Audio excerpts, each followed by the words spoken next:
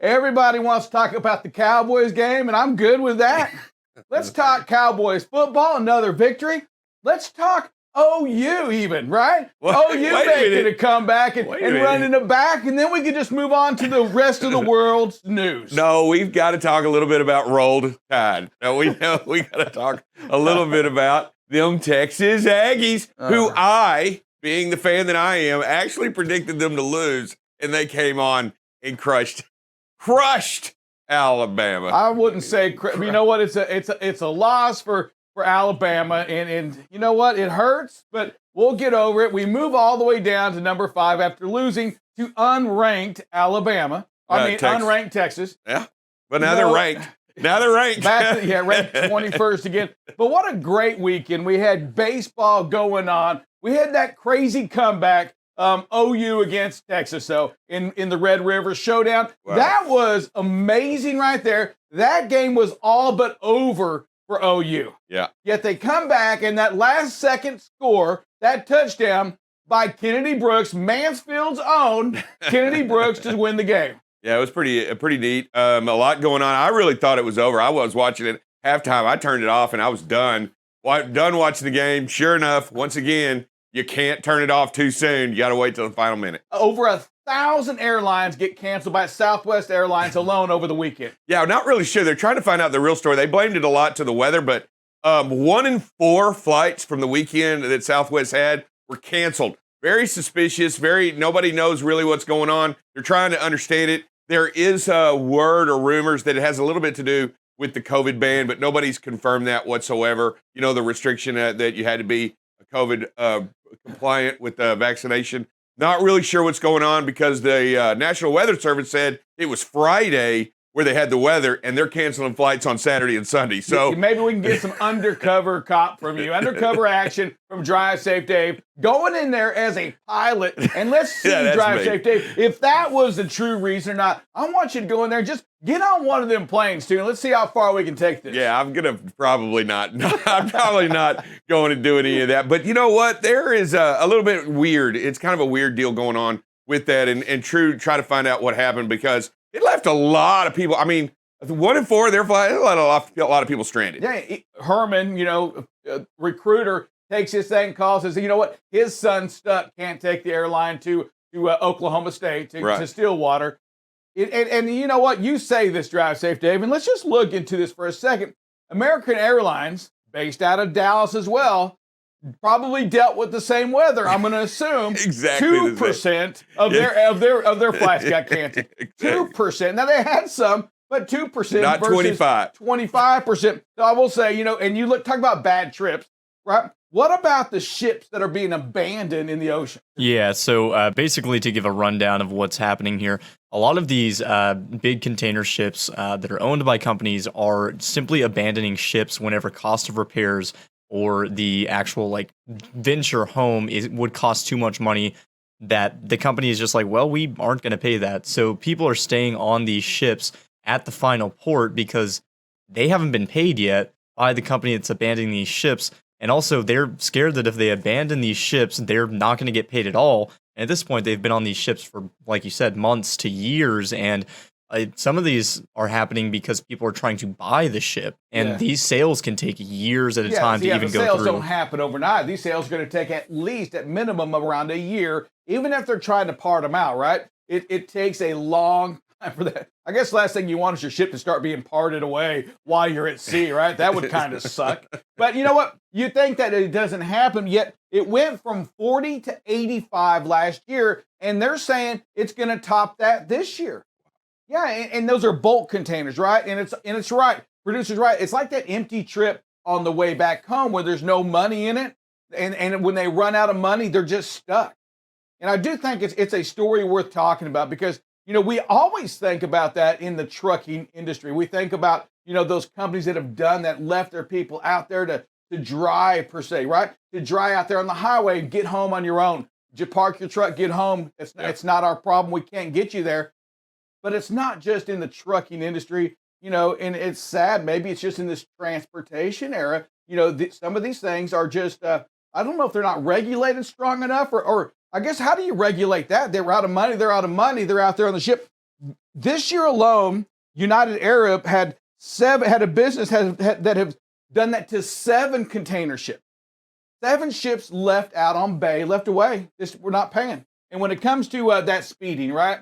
You know, we talk about 146 days, and what I'm going to work with Buckle Up Bob on for the rest of this week is what I want us to make sure is that we see is that, you know what, although we're going to pat ourselves on the back, you know what, great job. What I also want us to do is not get comfortable, right? Not think that, you know what, all we have to do is keep doing what we're doing. No. Well, that's not the case. What I want to show you is some of the close calls that we've seen us have, from running red light to almost rear-ending only to go to the right and to luck out. And what I want to make sure we do is when you hear Sir Rick or Drive Safe Dave talk about that, the producer, we talk about staying focused. We mean that because all it does is take a single second, a single moment of you not staying in focus, and bad things will happen. And we say that all the time. And so with that, I want you to see some of the close calls that we've avoided. Some luck, right, that have came in. Answered prayers that have came in to keep us from killing somebody. Running those red lights in intersections, Drive Safe Dave, they continue to be a worry. Sometimes, you know, taking those curves too fast. When we see 15 miles an hour and we're taking it at 30. You know, we're asking for something bad to happen. We've got the good speed. This driver has good speed, but it quickly turns into tailgating and a quick lane change. Folks, you just got to slow down. Be patient. I mean, the videos have shown time and time again, when you look at the clocks, this driver would have passed this vehicle at the same time on a video because they would have slowed down sooner. The vehicles pass them sooner, and now they have the safer lane change, and they're going to pass them right around the same amount of time because instead of waiting and jumping out there, they're slowing down and then making that safer lane change. And that's what would have happened here again. You just don't lose what you think you're doing. You've got to hit the brakes, slow it down, pump them a little bit, and keep that space as you make the safe lane change. Again, poor situational awareness. You see this truck merging, and again, no braking, not enough, and then going to make the quick lane change. Folks, the vision's there. There is nothing blocking it. You see this truck coming on right here. Got to be out of the gas, got to start pumping the brakes and keeping that space because your mirrors show there's a vehicle coming. And again, just situational awareness, right? You got a merge point. All right, so you look at this video, and this is what concerns me about this video. You're assuming there's nothing behind the truck that's passing in the hammer lane. You're guessing because you're not slowing down here. You're guessing that behind that Ford Air that there's nothing back there. If there had been a motorcycle or somebody that you can't see very well, you've already committed that you want to move over. You can't make this decision. You've got to slow down. Give this guy the space he deserves. He's coming on. Don't worry about it. And then when you know it's clear, move over with plenty of time. You cannot assume that there's nothing back behind this big truck. You cannot, because you're guessing that it's safe. Because you can't see behind that in your left mirror. You can't see behind what's in that truck. And now you've already committed at this speed. You've got to get over or slam on the brakes. Here again, you got to be ready for all situations. This driver does a great job. There's debris in the road. You know, when you see this, right, you put that with the other video. We always talk about what if.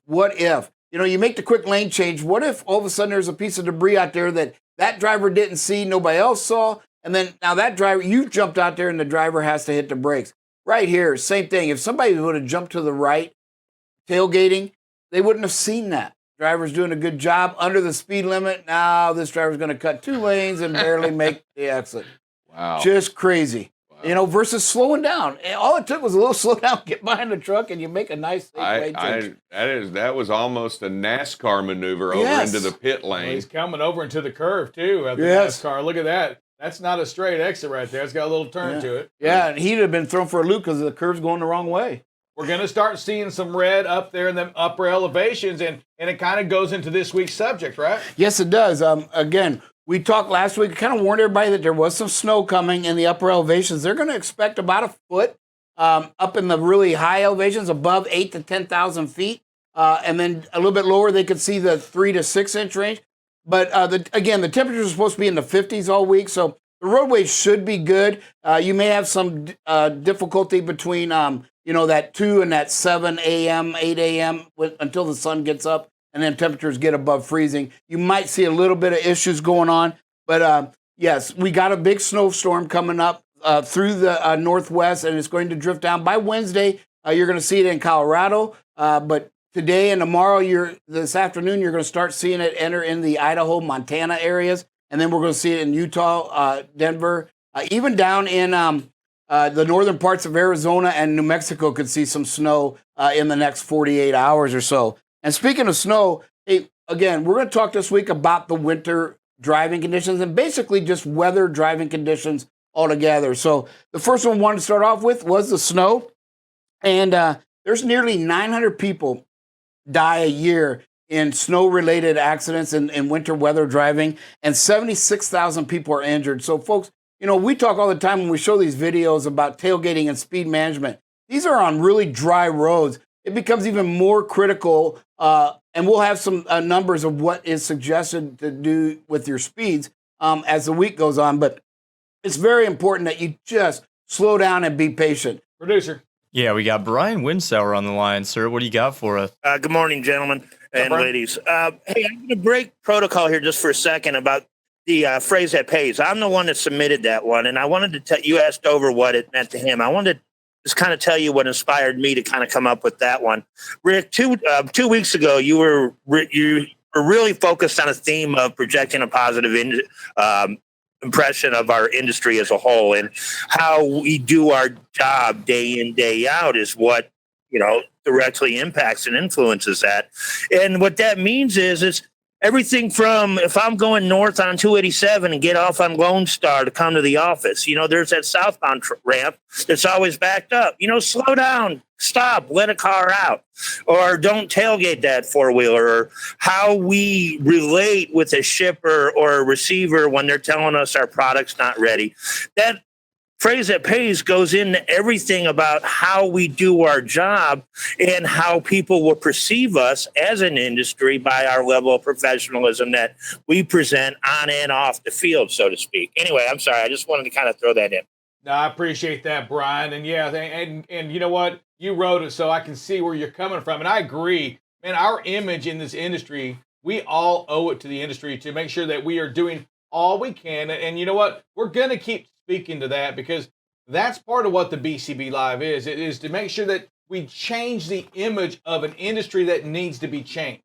Because so many times we get the news stories and it's always the big truck got into the accident. The big truck, we see those signs up there, to sue the big truck, sue the company, sue this. They're rude.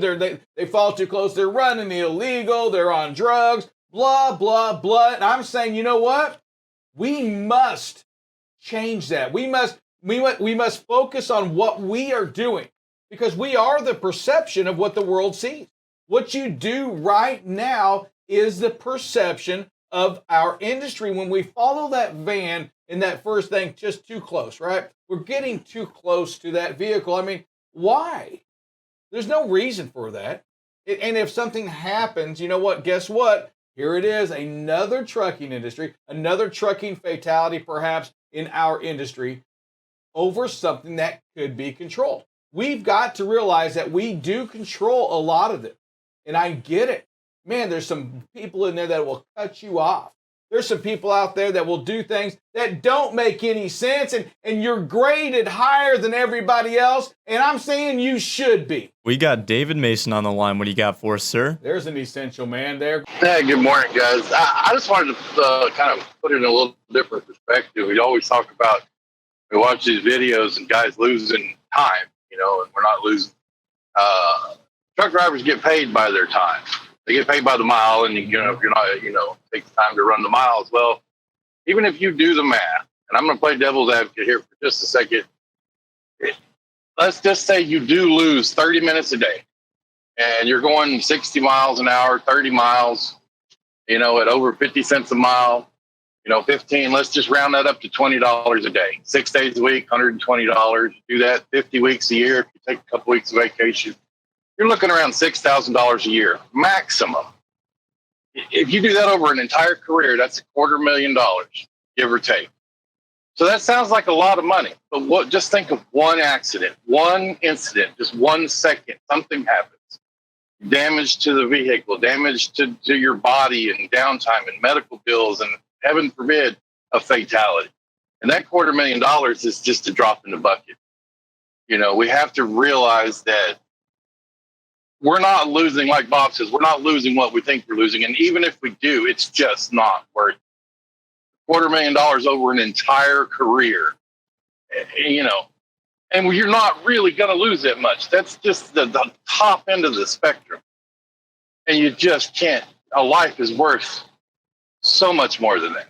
I just wanted to throw that in there. Hey, that's an outstanding point, and I think you hit the nail on the head because I've talked to drivers about this. Basically, in an indirect way, what you're saying is a life is worth $250,000, and it's worth way more than that. It's priceless, right? You can't replace it. So great point, David. I love that point because that's really what you're saying. When you start putting all this in, you're saying somebody's life isn't worth you slowing down 5 miles an hour or taking an extra 10 minutes to get around a vehicle, and we know it doesn't take 10 minutes. But it's just, that's what you're saying. That life's not worth it. And wow, great point.